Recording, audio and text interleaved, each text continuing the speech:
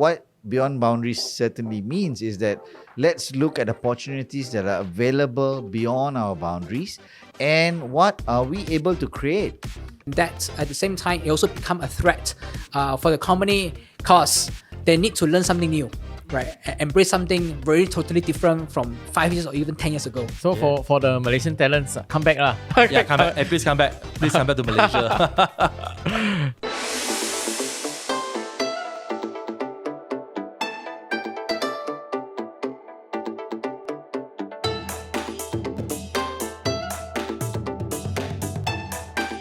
Hello listeners, today we are collaborating with SEBA Awards, right? So SME and Entrepreneur Awards. Of course, our podcast is here and we are at a very special place, Union Bistrot. At TRX. At TRX, right? So there are many. So we have Dato Michael with us, all right? Good evening. Thank from you very much. Incite Innovations, he is. So Dato Michael, can you introduce a quick one about yourself? Hi, good evening everyone. I'm Dato Michael from Incite Innovations. Union Bistrot is one of the restaurant franchise under the company, under Incite Innovations. So we are proud to be the venue sponsor this year, partnering together with SEBA, because we understand that SEBA has been doing this, this is the 11th chapter of the whole awards. This is a local brand, it's a local awards. I mean that there's so many awards in the market. There's some of them who focuses on local, some of them who focus on international. We are pretty much a local brand, local company. So same thing, we like to promote local culinary. We like to promote local good food to the foreigners. So we have the same objective as what SEBA does. They wanted to also promote entrepreneurs and enterprise and businesses for Malaysians. Yes, we will include the photos of Union Bistro as well. Thank you very much. In the episode, so Elton will do that. Sure. So I know that Incite Innovations, right? Incite is a very strong word. I love that word. It is like you trigger that thing, right? Yeah. So Incite Innovations, I know is expanding company. So the theme for SEBA Awards this year is Beyond Boundaries. So what is Beyond Boundaries to you? Incite, we have been in the market for quite some time. I mean that for the past recent years, the company has actually grown in almost like tenfolds. So currently we have more than 100 staff overall, and then we believe that if we want to strengthen our business, we have to be strong in Malaysia first before we move out of Malaysia. So I think that we are currently ready. So we are actually eyeing also not only Malaysia, we are eyeing the whole regional countries like Indonesia, countries like Singapore, country like Thailand. Definitely those are the countries that the group itself, we have plans, big plans to expand our businesses and also our potential strategies into those countries. Yeah. Any reason why these countries? Look, I mean that Indonesia is, to be honest, is very, very near to Malaysia, and it is one of the largest economy in the world. And then if we miss out this big neighbor, I think it's something which is we are not tapping the advantage that Malaysia has, and also the culture with Indonesians and Malaysians are pretty close. So even though we don't speak the same bahasa, but the bahasa is okay, it's quite similar. They can understand what we're talking. We can roughly understand what they're talking. The culture behind is quite same, and it is one of the biggest market that I think a lot of people, not only us, is eyeing. So Indonesia is definitely one. Singapore, I mean that look at a lot of local companies. They would like to have their HQ in Singapore, but look, I mean that I think at this point of time we will still like to remain our HQ in Malaysia pretty much. But look, nobody can resist the currency that the Singapore dollar is offering. So that's definitely also another country that we wish to go in. All right. Yeah. So my next question is, what is your hope? All right. Well, I mean, I think this few weeks you see that actually Ringgit Malaysia has actually strengthened against the US dollar. It has strengthened against the Singapore dollars as well, right? I won't say who contributed this. I won't say who did a good job for this. But when the currency strengthened, I hope that this will continue. And then this will be able to bring back a lot of local Malaysian talents back to Malaysia. Because I believe a lot of Malaysians, they would like to come back to Malaysia. Some of them are working in other countries because maybe due to the opportunities and also the currency difference. like in Singapore. Yes, I hope that our currency will continue to strengthen versus the rest of the other countries. And then we bring back our own Malaysians, right? Malaysians, our Malaysian boys, our Malaysian girls, our Malaysian talents back to Malaysia. All right. That's one of our hope. So for the Malaysian talents, come back lah. Yeah, come back. Please come back. Please come back to Malaysia. So last question is the threat. What is your Yeah. fear for the upcoming economy? I mean that this is something where it's very hard. It's very hard. It's very sad to tell. It's also very hard to tell. I mean, I always, I have so many friends. I have Chinese, Indian, Malay friends, Korean friends, Japanese friends, all sorts of friends, right? I think Malaysia is an amazing country where we have been like 67 years, Merdeka. I mean, the unity is so strong where when you look at last few days where the Olympics, badminton and also the mixed badminton, that is the only thing that I see that can unite everybody, okay, in all the modern events, right? That is the only event that, regardless if you are Chinese, Malay, Indian, you will wish that Malaysia will win, right? So I hope that unity will always continue. My fear is when this is gone, then we really lose the word Malaysia. Because a lot of my friends, when they come to Malaysia, they felt that it is so amazed that 3 different races can actually live together for, like you mentioned, 67 years. Yeah. It's not easy. Yeah. It's not easy. And look, because of unity, that's why we get to enjoy so many good food in Malaysia as well. Yeah, it's definitely our strengths as well. Yes, So that's most Malaysian can speak at least 2 to 3 languages. Yes. A And- lot of them, they are very amazed that a lot of us can speak minimum 2 to 3 language, excluding your Hokkien or your Cantonese and yeah. Yes. So before we go, any shout out you want to make, like, please visit Union Bistrot, or please check out your. I think that TRX is a new place. A lot of local, even some of my friends, they haven't visited TRX. I mean that definitely outstation. Some of you all have not visited TRX. If you have chance to drop by TRX for shopping, do drop by Union Bistrot. We actually serve one of the best Malaysian fusion cuisine. We are a casual fine dine concept restaurant where we do not want you to be so restricted when you go for fine dine. We want you to come back again and again. So we call ourselves a casual fine dine restaurant, Union Bistrot. And yeah, we serve one of the pretty good coffee in town. Yeah. I was here a couple of weeks ago for another event. Yeah. And I really like the cocktails. Yeah, our cocktails, our drinks. You should try our dirty latte. Yeah, Oh. it sounds dirty, but it's not dirty. It tastes very, very good. Okay, All all right. Right, thank you, Dato Michael. Thank you very much. And the next guest we have is actually an ex-colleague of mine many years ago. And today we have Bala Pomaleh with us, who is from IPG Media Brands, right? So Bala, can you do a quick introduction of yourself? Yep. So you've introduced myself. I'm Bala Pomaleh. I'm CEO of IPG Media Brands Malaysia. I have been with IPG for the last 8 years, and in the industry for now about 30 odd years. Yeah, so fun fact, we worked in the same group many years ago. Yeah, I mean- like 14 years ago or something. So good to see, like today Bala is where he is today.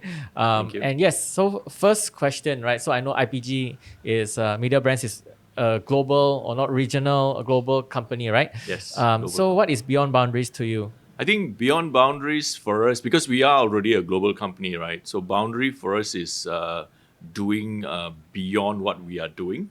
And our legacy is that we are a media agency, but I think in today's landscape, you need to do more than just what you do basically. So I think going beyond boundary for us is going beyond what we traditionally do, which is media, and getting more into ways of helping our clients. In fact, being a trusted consultant or an advisor to them, and really exploring opportunities to help them build their business rather than just doing media planning and placement. Yes, back when I know Bala, he was doing outdoor advertising right then. That's right. So I started off in media as a research assistant, and then I grew on to become a planner, and then moved up within the media circle. Then I moved to outdoor to do outdoor specialization before moving back into the media space. Yeah. All right, so that's beyond boundaries. So the next question is, we are now in 2024. What is your hope for the future? I think one big hope for me is that I think rational thinking. We shouldn't let our emotions get the better of us, especially when it comes to doing things that can hurt us as a country or as an economy, right? And I think as long as we understand what we're doing and we understand the implications and do the right things, then we will prosper as a country. And when the country prospers, businesses will prosper. Yes, we cannot have good businesses without a good country. Correct. Yes. And the next one is, what are the threats that you see?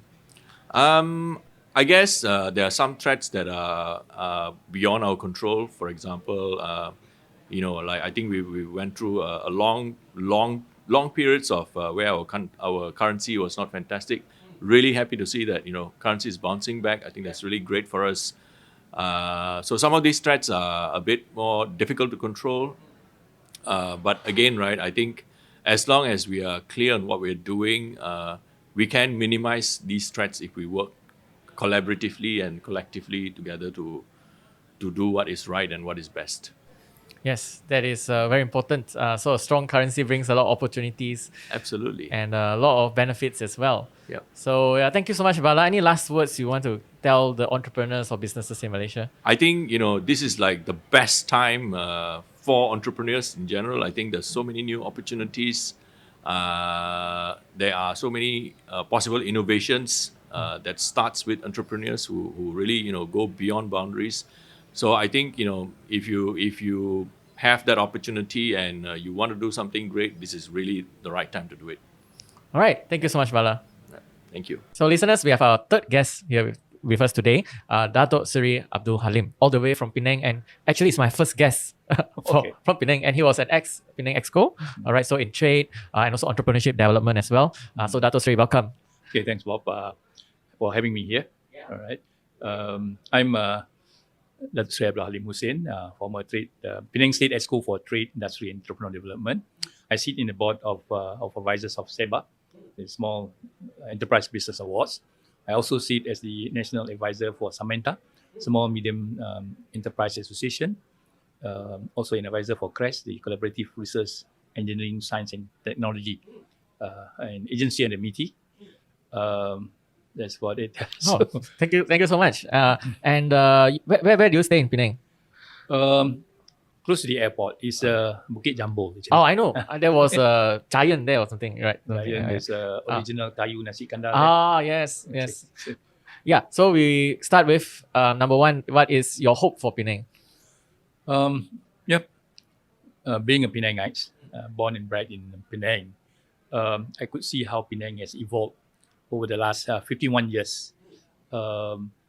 Strong in the semiconductor, electronic and electrical industry, especially. Strong in tourism, particularly the medical tourism. And well connected, through air, land, sea. So Penang has it all, So the best place for investment, the best destination for tourism. So so as I said, Penang has it all, and I hope we could leverage what we have here into a state that will lead, especially in the semicon industry. And we have heard that Penang's strength has been in IC design over the last 51 years. This is evolved due to the 51 years of what we went through. And as you can see, Penang contribute about 39% of the export of the Malaysian export, mainly in the E&E, semiconductor E&E industry. So what's more for Penang, as you said, what is the hope for Penang is we need to continuously develop our talent. That's our what we call is the key thing for Penang, and especially in the area of STEM education, science, technology, engineering, mathematics, and also arts, and so that these people will fill up the need of the Penang's growing semiconductor industry, and also to fill up the hospitality industry, the medical tourism, and also as a heaven for food. So we need to to develop this talent culinary also. So Penang has it all, as I said. That's my hope for Penang, developing talent so that to meet the industry needs. Yeah, I've seen the progress of Penang. My father was actually born in Penang back in the 50s. So I've seen it. I have a lot of family in Penang as well. And yes, I can really commend that Penang is really progressing. So before we started the interview, we talked about your badge. There's this 2030 badge. Maybe that's part of hope as well. In 2018, I think the President Chief Minister, the Honorable Chow Kun Yao, launched this Penang Vision 2030. So by 2030, we hope Penang would be a family-focused state. It has three main thrusts: the family-focused states, a green state, and also a smart state. So this is what 2030 is about. So we would like to see strong family household income, and then we like to see state adopting all this green initiative, and the third is embrace all this advancement in technology. That's what we call this a smart state. Yeah. So 6 more years to go. So really look forward to it as well. So another question is, what do you see are among maybe some threats or something that caught your attention? We need to continuously innovate. We must have this hunger for continuous learning, develop this creativity, because things are changing. Technology continues to advance, and a challenge for us, especially policymakers, need continuous learning. If not, we'll be obsolete, because the way technology is moving currently, things are changing every hour.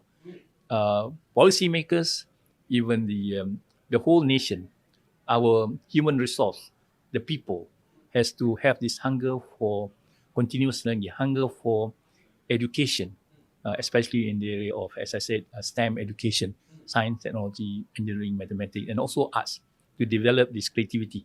So, as you said, the challenge will be all our neighboring countries also competing.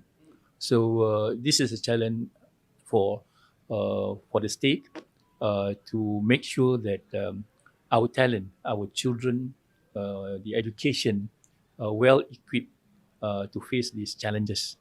We need skilled workers. We need to reskill our workers due to the changes in technology. We need to our children to equip themselves with all this necessary, especially the learning of science and mathematics, as we need a lot of talent in this area, engineering especially. So this is a challenge for us, that we need to be prepared. Yeah. Thanks for sharing. So it's basically skill development for policymakers, Yes. to children, to professionals, to all the talent in Penang, Yeah. right? So last question, we will wrap this up, is what is your advice for the businesses and entrepreneurs in Penang?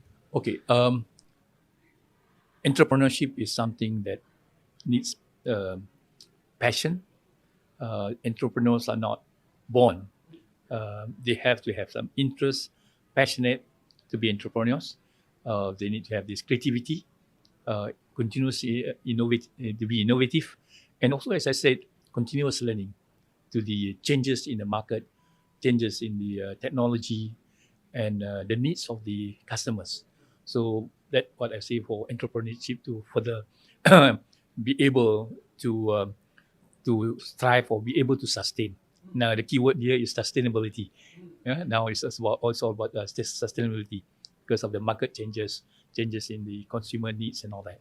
Oh, all right. So yes, basically we have to keep up with the changes and be sustainable as well. Yeah. So thank you so And much. remember, continuous learning. Continuous learning. I think that's a theme in our session here today. All right. All right. Thank you so much, Dato Seri.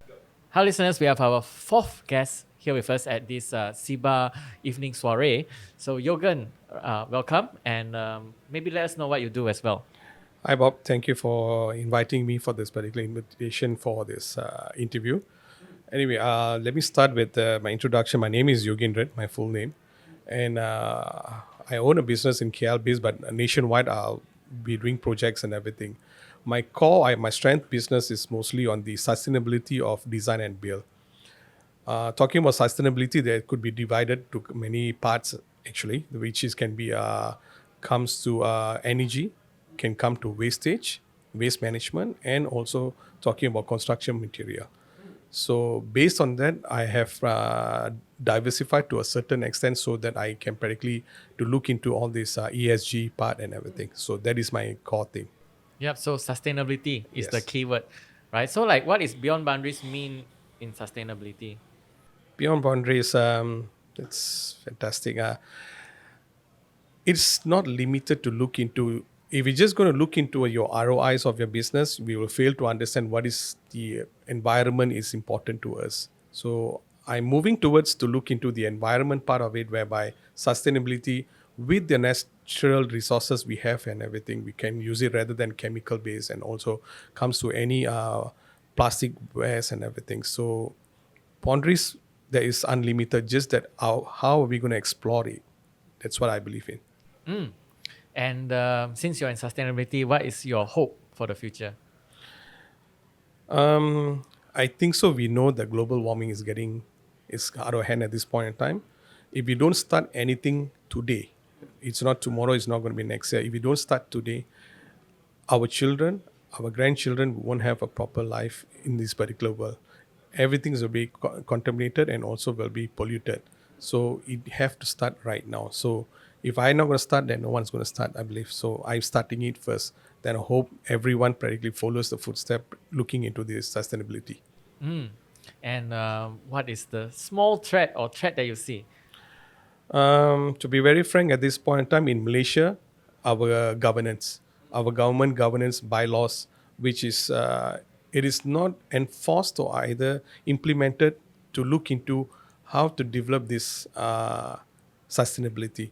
So if in case the governance comes much more loosened and also make us to explore more, then I think so there's a higher choices and opportunity for us to move forward on this matter. Right. Yes. So thank you so much for sharing that. So governance is very important. So because the government basically shape the policies that affects us all. Yes. So let us know how we can find your business or your company. Basically, my company is based in PJ, KL, but you can practically come to my website, which is www.aden1-1.com. We'll put that in the episode as well. Thank you, Bob. Thank you so Really much, appreciate Yogen. it for your time. So we have Dr. Stephen Low with us. So we are still at the dinner. We're almost at the end. So Dr. Stephen Low is actually the head of business solutions at LG. So welcome to the pod. Thank you. Yes, so maybe because we are talking about LG here today, and the theme for SEBA Awards this year is Beyond Boundaries. So tell us how LG is Beyond Boundaries. Well, in LG now, what we are doing is to help those entrepreneurs, like because in SEBA it's more toward entrepreneur, right? So we are helping those entrepreneurs to achieve their digitalizations in the business.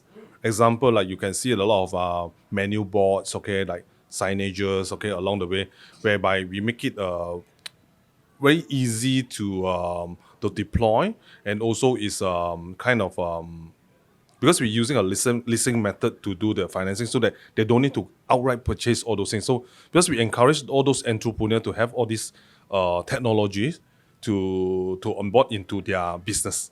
Okay, like for example, there's just a new one. Yeah, we just help them to deploy in Pavilion Bukit Jalil. There's one restaurant called Bimoji.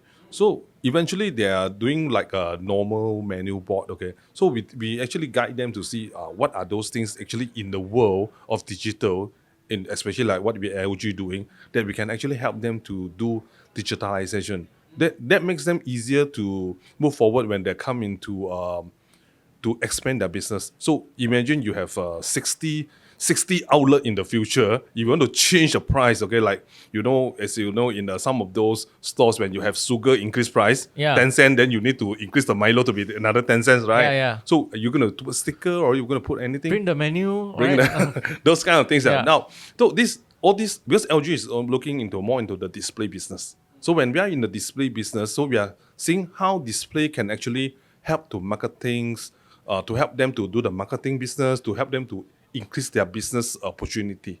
That's those things. And I can tell the investment they're going to put into this kind of signages can be as low as 5 ringgit a day. Those kind of expense. So 5 ringgit a day is worthwhile to do those kind of things, right? And it can be also be interactive to the customer as well. So that's how LG will be bringing in the coming future, especially in the 2024 onwards. That's the what we want to tie up is also for the beyond boundaries. Yeah. So beyond boundaries means digitalization, right? Digitalization, easy to deploy, okay, and also is affordability. All right. So talking about LG, right? So life's good. So what is your hope for life? Well, what we hope that things is that because in this display business is more towards delivering a good content, good messages, and so on. And what we hope in Malaysia is to actually to develop to give a chance for those youngster, okay, to develop a content. Okay, that content might be, nowadays where people are fancy with 3D content and those kind of things. It's a content. So all this content can be, if they can build in Malaysia, actually we can sell it to the overseas as well. Like in Korea, we sell content, and the content that we are selling is costing about a few $100,000 of US. And if we able to develop it in Malaysia, we can resell it to other places. So that's what we are hoping to see. Malaysians talent can do this, and we are willing to open up our technologies on how this to be designed, and this depend on their creativity. If the creativity is good enough, I think we could do this one day to export our content to overseas. Yeah, so that's very interesting. Yeah. So creating content, like how does the content look like? What type of content is it? For example, like if you come to Chinese New Year, you see certain places that they're displaying dragon or like flying out from the screen, those kind of things. But the dragon didn't really fly out right. It's just a content. It's that's that kind of content. The color of it, so the zooming the pictures of it. Now those kind of things that you need to have the creativity. So you need to think out of the box a bit. How when you see the screen, actually it's a flat screen. Okay, but when you look into it, it's like a 3D. So how those content works? It's a simple concept that they need to work on. But so we will teach them the basic, but the creativity have to come from them. That kind of a content we are looking into. As I normally say to all my customer, I sell TV. Okay, LG sell TV, right? TV is just a TV. If TV with a content, it can develop a lot of messages. So it's like like the LED. So if they can give you good content, that is the value. It's not about whether you use a LG LED, LG TV or so on, but it's the content. So we are helping those younger generation to develop all these things, especially the Malaysian. That sounds exciting. Yeah. All right, so we need to talk about negative a bit. All right, so what do we need to be wary of in the future? Well, of course, there are always the things that need to be governed on the policy, okay, or those content, but content can be good and bad. Okay, sometimes it can be like you would deliver a wrong message. So those kind of governing of those content is very important. That it will be one of those things that we really, especially when AI come to place. Okay, so what if you use some AI-driven software that you do something which is actually not in the right way, or maybe religious wrongly and so on. So that might be something that we need to take care of. So the monitoring of content per se. The policy of it, because got good and bad. Okay? Because content can deliver sometimes the right message, sometimes deliver a wrong message, Yeah, so as the head of business solutions, right? So we will wrap up with this. What is your advice to businesses out there? Well, as what what you see in my business card, which is called business solution. Now today, business does not come only with just only one-sided. Okay, you have to be in the way that you have to be in a collaboration way. Okay, sometimes things don't work only with one person. If today even with LG, we do have multiple partners in doing the business. Sometime in the project, we might have 3 to 4 partners as well. I would say we can lead the business, but we might not be the best in certain area. So open up a little bit more to those people to share among the things. But you can lead the things. As a business owner, everyone will try to keep on to their own strategy and so on. And in actual fact, now today's strategy is quite open. You can just copy, but who can do the best? Okay, who can link up to the best leveraging? Like in SEBA, you can have a lot of wonderful people, okay, that you can leverage on, and also you can actually try to learn. I think today, as long as you are not till the successful time, so you still need to learn, right? So you try to be open and try to talk to more people. And when we platform like SEBA is good, okay, because SEBA allow you to have a lot of people around you that they have different kind of ideas. So collaborate with these kind of people. Then you try to put some problem statement that, hey, I cannot do this. You see, I might have difficulty in doing this and that. So tell people will help you.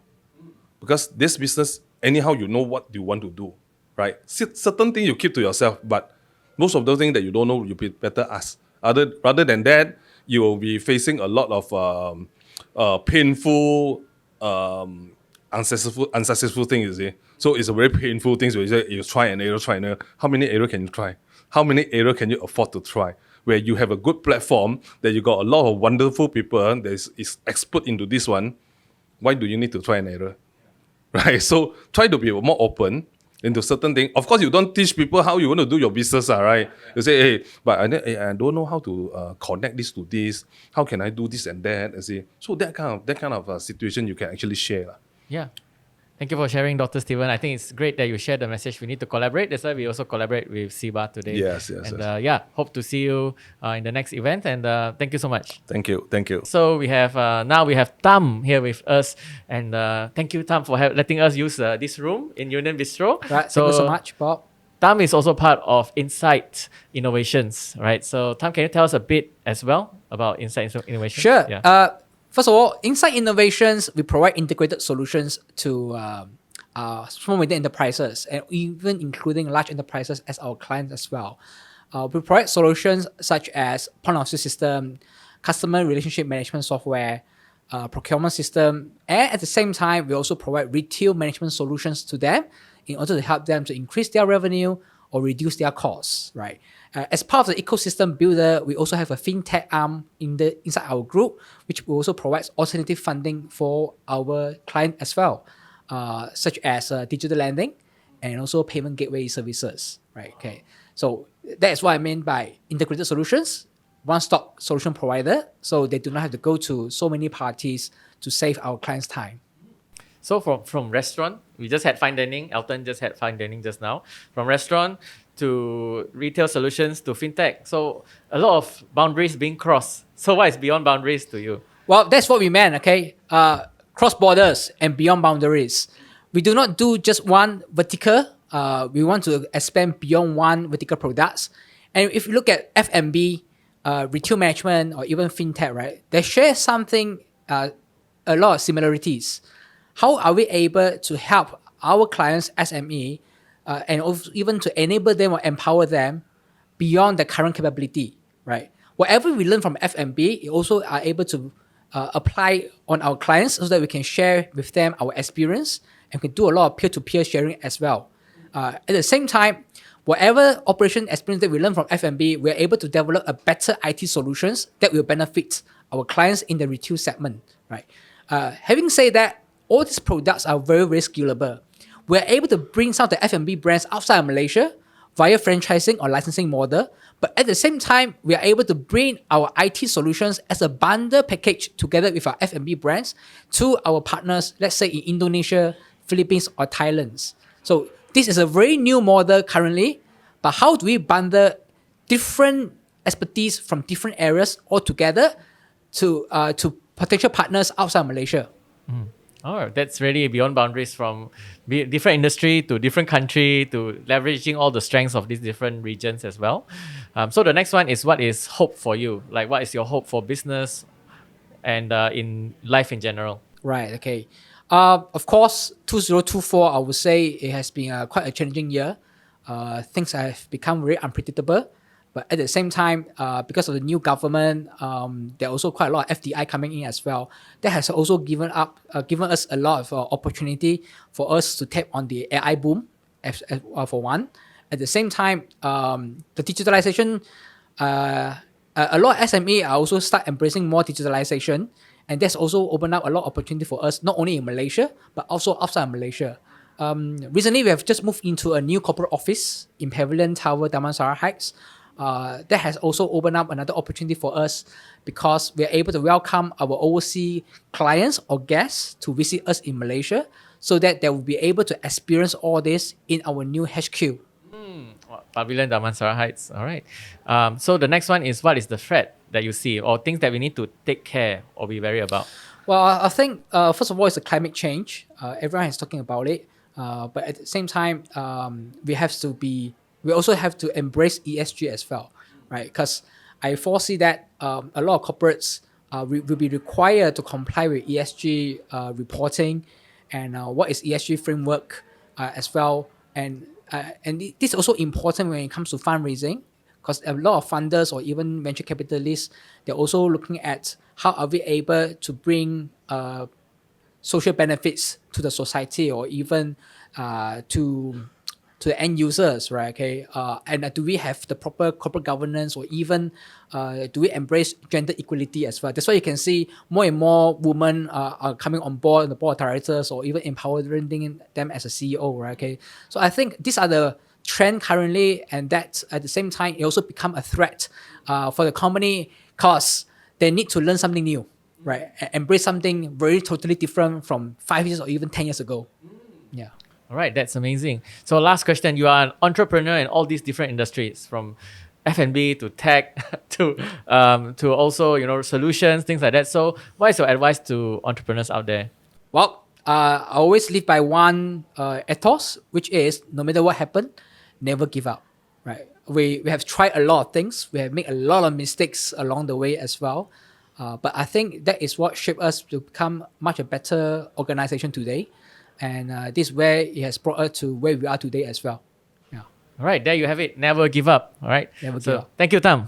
Thank you so much, Bob. Hello, listeners. So the last guest today, we have Nitesh, Malani, and you've seen him in the previous episode, one of our more popular episodes. So of course, he's the founder of SEBA Awards here today, and thank you for having us, and thank you for letting us speak to some of your distinguished guests as well. Thank you, Bob.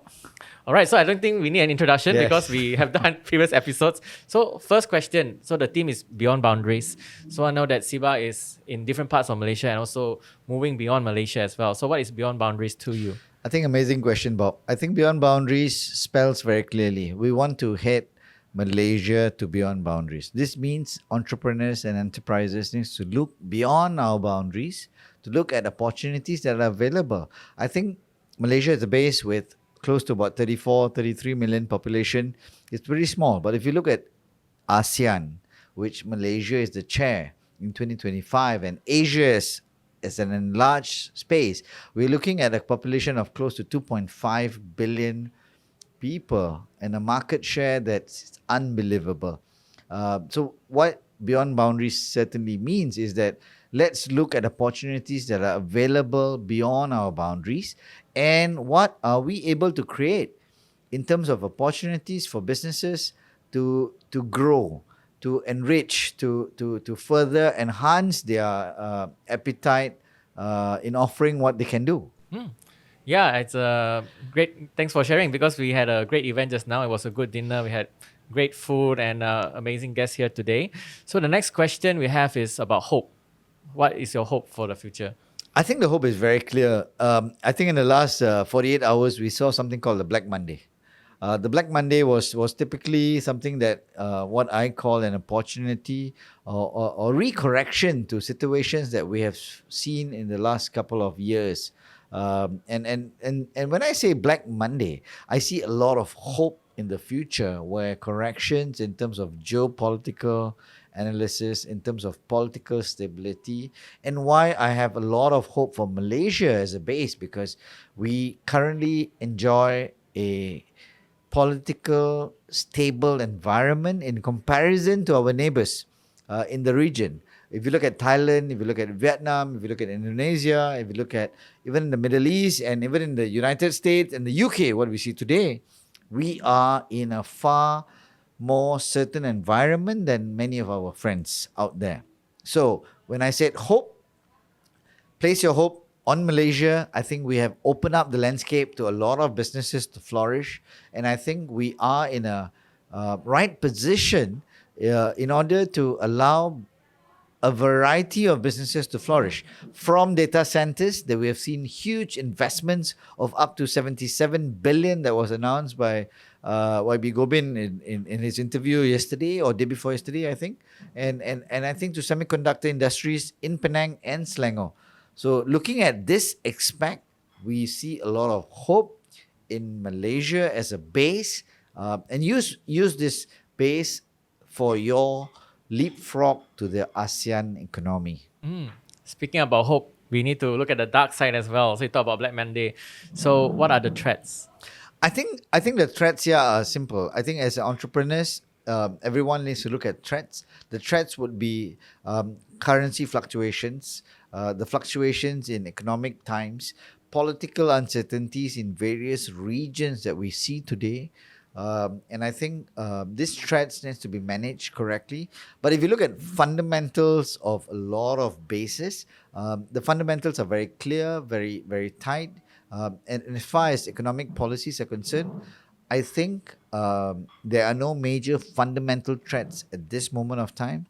Even though we hear a lot of grapevines that America is facing a recession, but looking at things and how the momentum is flowing, I don't see a major recession like it was probably in 1998. And I foresee a pretty good movement towards 25, 26. So I think I call on all entrepreneurs to look at threats for sure, but look at the hope parts of it. Let's go beyond boundaries. We need to be optimistic with things. And as we move on, yes, be prudent, but at the same time, look at various opportunities that are available. Yes. So tonight we had a lot of great entrepreneurs here today. So last one to wrap up is, what is your advice to entrepreneurs? I think everybody needs to be persistent, focused, and perseverance the name. All right, that's it. Thank you so much for having us and letting us use this amazing room and hope to collaborate more in the future as well. Thank you, Bob. See Thank you you, soon. Nitesh.